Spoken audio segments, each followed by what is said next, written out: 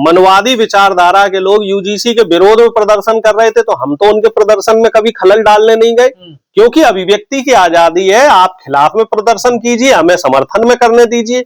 अब जब हम समर्थन में प्रदर्शन कर रहे हैं तो हमें नीचा दिखाने के लिए मनवादी पत्रकार वहां आकर किस तरीके के तंज कसते हैं, हमारे ऊपर पानी फेंकते हैं, हमारे प्रदर्शनों में बीच में खलल डालते हैं, हमें ये बोलते हैं कि भैया तुम बिना पानी के 5000 साल कैसे रहे। और किसके कारण हो रहा है? हमारे धर्म में इतना ज्यादा भेदभाव है कि पिछड़ा पिछड़े से आपस में लड़ रहा है। इतना ज्यादा सामाजिक असमानता इस देश में, इस धर्म में फैलाई गई है। और फैलाने वाले कौन है?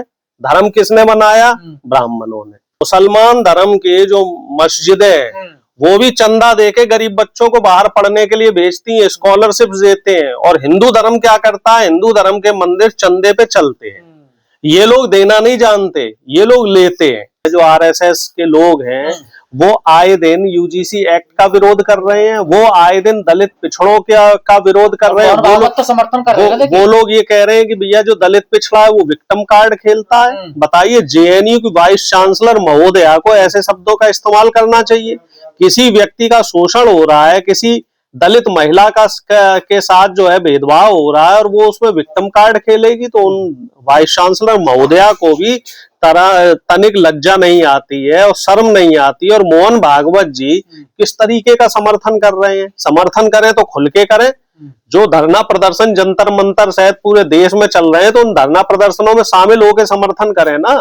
सिर्फ डायलॉग बाजी कर देने से बात नहीं बनती। अमेरिका ने बड़े बड़े सॉफ्टवेयर इजाद कर दिए और हम लोग अभी भी हिंदू मुस्लिम के चक्कर में फंसे हुए हैं। देश के जो बाबा लोग हैं, जो देश के साधु लोग हैं, वो गौमूत्र को अमृत बता रहे हैं, गाय के गोबर में तमाम तरह के जो है पोषक तत्व ढूंढ रहे हैं। और रिसर्च और टेक्नोलॉजी के मामले में हम लोग शून्य होते जा रहे हैं। क्यों हिंदू धर्म से लोग दूसरे धर्म की तरफ जा रहे हैं? सिख बन रहे हैं, ईसाई बन रहे हैं, बौद्ध बन रहे हैं, मुसलमान बन रहे हैं। क्यों बन रहे हैं? क्योंकि हमारे धर्म में सबसे ज्यादा भेदभाव हो रहा है। हिंदू धर्म में भेदभाव होता आप तो खुद उस बात को झेल रहे हैं, हम आप लोग उस बात को नहीं झेल रहे हैं। भाई जो देश का दलित है, जो देश का पिछड़ा है, वो तो पिछले 5000 साल से इस भेदभाव को झेल रहा है।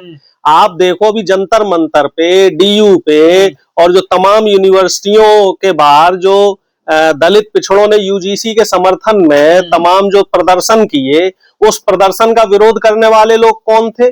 और जब यही मनवादी विचारधारा के लोग यूजीसी के विरोध में प्रदर्शन कर रहे थे, तो हम तो उनके प्रदर्शन में कभी खलल डालने नहीं गए, क्योंकि अभिव्यक्ति की आजादी है। आप खिलाफ में प्रदर्शन कीजिए, हमें समर्थन में करने दीजिए।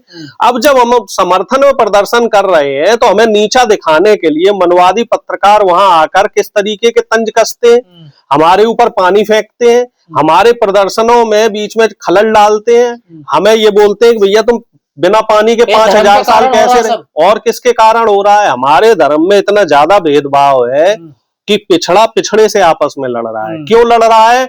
क्योंकि एक थोड़ा ऊपर पायदान पे बैठा हुआ है, एक थोड़ा नीचे पायदान पे बैठा हुआ है। दलित दलित से लड़ रहा है। क्यों लड़ रहा है? कि कुछ दलित बाबा साहब भीमराव अंबेडकर की देन है, जो संविधान उससे पढ़ लिख गए, वो मुख्यधारा में आ गए।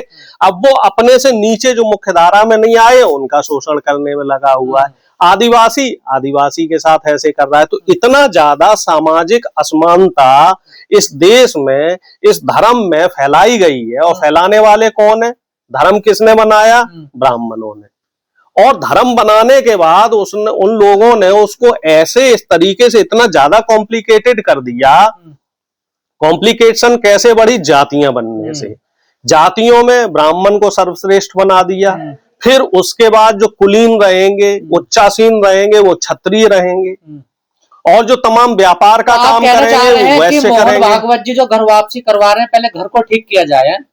मेरा सीधा सीधा ये कहना है मोहन भागवत जी से कि आप कुछ ऐसे पुख्ता उदाहरण तैयार करें, आप कुछ ऐसे एग्जाम्पल सेट करें जिससे कि अपने आप लोग लालायत होकर आपके धर्म की तरफ वापसी करें। कह रहे षड्यंत्र होता है हिंदू धर्म के साथ। आप षड्यंत्र कभी कुछ नहीं हुआ। आपके अंदर की खुद की खामियां हैं। आप ये बताओ, कोई दुकान इतनी अच्छी आप सजा दो कि अपने आप ही दर्शक आपकी दुकान की तरफ आएगा और आपकी दुकान से ही सामान लेगा। हिंदू धर्म में जो खासियत है, जो अच्छाई है, उसका आप प्रचार प्रसार करो।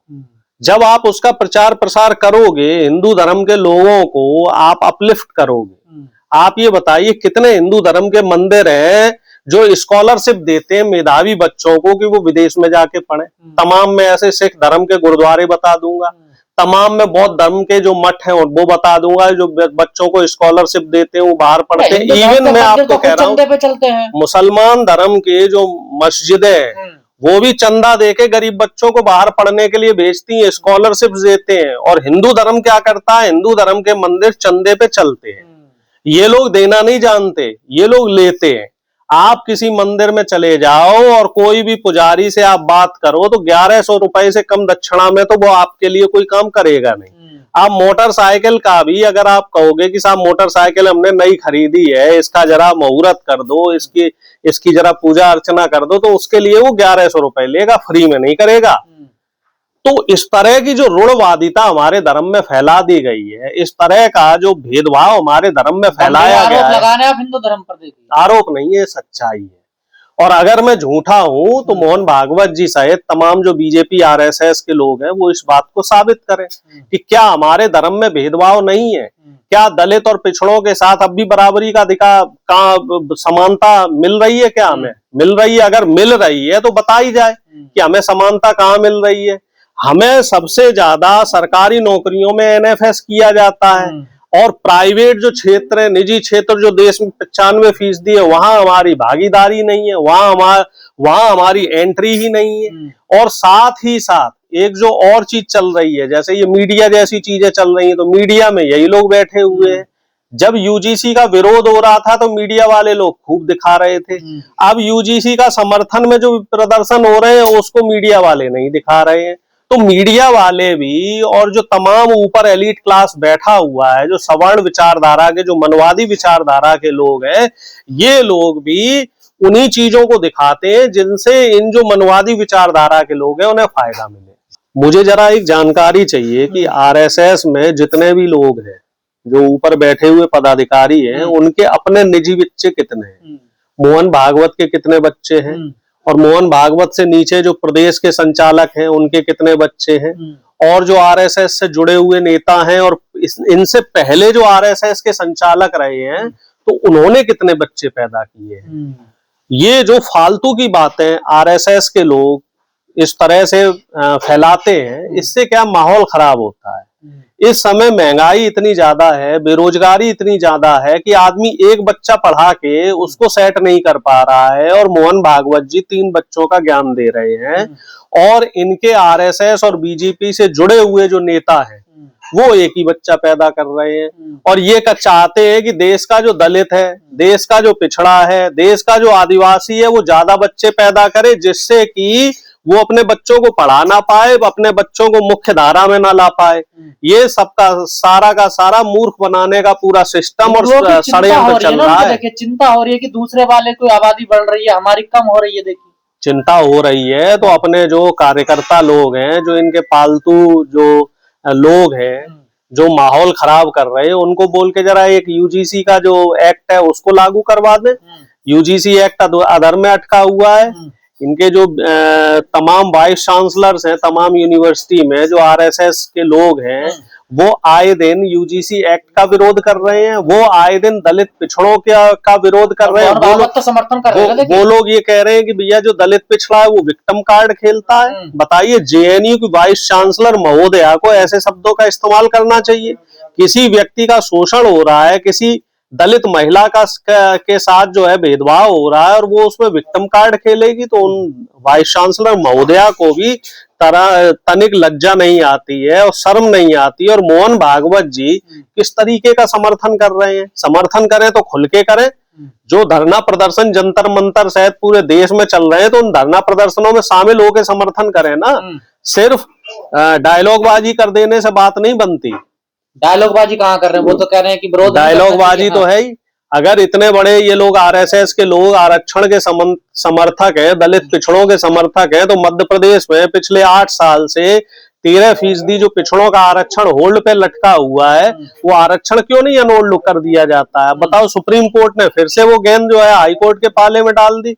हाई कोर्ट सुप्रीम कोर्ट के पाले में डाल देगा इस तरीके से जो मध्य प्रदेश का पिछड़ा है उसको आप बेवकूफ बना रहे हो। मोहन यादव एक तरफ तो कहते हैं कि 27% जो आरक्षण है मध्य प्रदेश में पिछड़ों का, उसको कोई नहीं रोक सकता। तो फिर अगर रोका नहीं जा रहा है तो इस जो आरक्षण है जिस पे होल्ड लगा दिया गया है, जिसको स्थगित कर दिया गया है, तो इस आरक्षण को आप पुनः बहाल क्यों नहीं करते हो? इससे हजारों की संख्या में जो पद हैं वो उनका नुकसान हो रहा है। मोहन भागवत जी के बयान का आप विरोध कर रहे हैं, जो सजेशन दे रहे हैं वो देखिए। सजेशन किसे चाहिए? हमें तो एक्शन चाहिए। सजेशन किसने मांगा है? सजेशन देने वाले तो वैसे ही बहुत लोग हैं इस देश में, और सजेशन तो हर दूसरा व्यक्ति देता है। मेन बात यह है कि आपका एक्शन प्लान क्या है, आपका क्रियान्वयन क्या हो रहा है। दलित पिछड़ों के हित में पिछले 12 साल में बीजेपी और आरएसएस समर्थित सरकार ने क्या क्या काम किए हैं, वो प्लान ऑफ एक्शन बताया जाए। क्यों दलित और पिछड़ी महिलाओं के ऊपर यौन अत्याचार की घटनाओं में बेतहाशा इजाफा हुआ है, क्यों बेरोजगारी बेतहाशा बढ़ी है, इस बात का स्पष्टीकरण दिया जाए और इसकी रोकथाम के लिए सरकार ने क्या काम किए ये बताया जाए। मैं एक बात और कहना चाह रहा हूं कि आरएसएस के पास और प्रधानमंत्री मोदी के पास 12 साल का एक बहुत अच्छा समय था। वो अपना पूरी दुनिया में नाम कर सकते थे, क्योंकि क्लियर मैंडेट से इनको मैंडेट मिला था 2014 से 19 और 19 से 24 के बीच में, और अब भी इनकी मेजोरिटी की सरकार है। चाहते अच्छा इंफ्रास्ट्रक्चर डेवलप करते, देश में जो बुनियादी सुविधाएं हैं उनमें अच्छी तरीके से काम करते, तो इनका नाम पूरी दुनिया में होता। लेकिन मोदी जी का नाम पूरी दुनिया में किस मामले में जाना जा रहा है? एक तो झूठ बोलने में, और दूसरा पर्यटन में। हर हफ्ते बाद ये किसी ना किसी देश में पर्यटन के लिए निकल जाते हैं, और वहां किस तरीके से कौन से विदेशी मामलों में समझौते हुए हैं, क्या हस्ताक्षर हुए हैं, किन किन मुद्दों में डील हुई है, उस पर कभी कोई चर्चा नहीं होती है। और इसमें पूरा का पूरा जो है आरएसएस का और बीजेपी का हाथ है कि पिछले 12 साल में देश की प्रगति को जिस तरीके से रोका गया। आप बताओ, एक ही उद्घाटन को 3 बार उद्घाटन सवाल तो है, यहाँ पर हिंदुओं की आबादी कम हो रही है, आपको चिंता नहीं हो रही है? कोई आबादी समस्या ही नहीं है। ये तो बड़े बड़े जो रिसर्चर हैं उन्होंने कहा है कि हमारे देश की आबादी मैक्सिमम 170 करोड़ जाएगी, उसके बाद आबादी अपने आप घटेगी। और जो फर्टिलाइजेशन रेशियो है हिंदू और मुसलमानों का, उनके बीच में भी कोई बहुत ज्यादा फर्क नहीं है।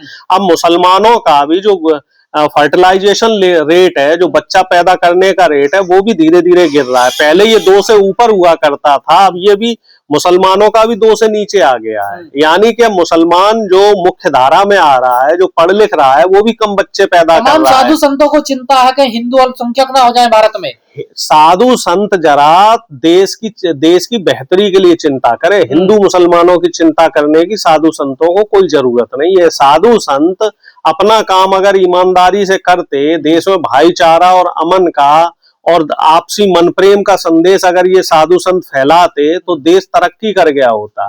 कितने शर्म की बात है कि चाइना तो टेक्नोलॉजी की बात कर रहा है, जापान इंफ्रास्ट्रक्चर की बात कर रहा है, अमेरिका ने बड़े बड़े सॉफ्टवेयर इजाद कर दिए, और हम लोग अभी भी हिंदू मुस्लिम के चक्कर में फंसे हुए हैं। देश के जो बाबा लोग हैं, जो देश के साधु लोग हैं, वो गौमूत्र को अमृत बता रहे हैं, गाय के गोबर में तमाम तरह के जो है पोषक तत्व ढूंढ रहे हैं, और रिसर्च और टेक्नोलॉजी के मामले में हम लोग शून्य होते जा रहे हैं। जब यहाँ तक कि जो R&D का बजट है, जो रिसर्च और डेवलपमेंट का बजट है, वो सरकार द्वारा धीरे धीरे कम किया जा रहा है। जो शिक्षा का बजट है वो सरकार द्वारा धीरे धीरे कम किया जा रहा है। मनमोहन सिंह की सरकार में 4% से 4.5% शिक्षा का बजट हुआ करता था, रिसर्च का बजट 5% से ऊपर हुआ करता था, और आज की तारीख में शिक्षा का बजट तो बीजेपी सरकार ने कर दिया 2.25%, और रिसर्च का बजट 2% से भी कम कर दिया, यानी कि उसमें गिरावट कर दी है। जब आप बताओ, जब आप टेक्नोलॉजी के लिए फंड सरकार द्वारा नहीं दिया जाएगा, टेक्नोलॉजी को बढ़ावा नहीं दिया जाएगा, टेक्नोलॉजी को आगे एनकरेज नहीं किया जाएगा, तो देश कैसे तरक्की करेगा? ये लोग तो खुद देश की तरक्की में बाधक है। भागवत एक बात और कह रहे हैं कि जो हिंदू भाई भटक गए थे, जिन्होंने करवंजन कर लिया था, वो घर वापसी कर लें, देखिए उनका सहयोग करेंगे हम लोग, उनकी देखभाल करेंगे। देखिए भैया, जो पहले घर में है, पहले उनको तो देख लो। जो घर में दलित हैं, जो अति दलित हैं, जो आदिवासी हैं, जो अति पिछड़े हैं, जो पिछड़े हैं, पहले उनकी बेहतरी के लिए तो कुछ कर लो। कोई भी दलित किसी भी जगह किसी भी गांव में है तो उसे बराबरी में बैठने का अधिकार आज की तारीख में भी नहीं है। बृजभूषण शरण सिंह का आपने बयान सुना है? अभी वो चित्रा त्रिपाठी को एक इंटरव्यू दे रहे थे, उनका मनवादी बयान, एक मनवादी पत्रकार एक मनवादी नेता से किस तरह के सवाल कर रहा था वो, और वो मनवादी नेता क्या कह रहा है कि देश में सवर्णों की आबादी कितनी है, ना 10% ना 20%, सीधा 30%। 30% से ज्यादा है। और जब 30% से ज्यादा है तो जाति जनगणना क्यों नहीं करवा रहे हो? और मोहन भागवत भी जब ये कहते हैं कि दलित हो, पिछड़े हो, इनका अधिकार सामान्य वर्ग से ज्यादा है इस देश पे, देश के साधनों पे, देश के संसाधनों पे ज्यादा है, तो फिर हमें ये बताया जाए कि दलित और पिछड़ों को सबसे ज्यादा एनएफएस क्यों किया जाता है? क्यों मेरिट जो कट ऑफ बन रही है, कट ऑफ में ओबीसी का बच्चा ओबीसी में ही रह रहा है, वो सामान्य वर्ग में क्यों नहीं जा रहा है? जो दलित का बच्चा है वो कट ऑफ में ही क्यों रह रहा है, वो उसी कैटेगरी में क्यों रह रहा है, वो सामान्य वर्ग में क्यों नहीं जा रहा है? वापसी से आपको क्यों परहेज है? नहीं, आपको क्या दिक्कत है? अगर घर वापसी नहीं हो रही है तो आप जैसे लोगों को आखिर क्या तकलीफ है? ये अभिव्यक्ति की आजादी तो संविधान ने दी है। कौन घर वापसी करना चाह रहा है, कौन घर वापसी नहीं करना चाह रहा है? जो कन्वर्जन रेशियो है, तो सुधार की बात मेरी बात तो उनका हाथ पकड़िए, उनको उठाइए, मेरी बात सुनिए, जो धर्म का कन्वर्जन रेशियो है वो धीरे धीरे क्यों बढ़ रहा है?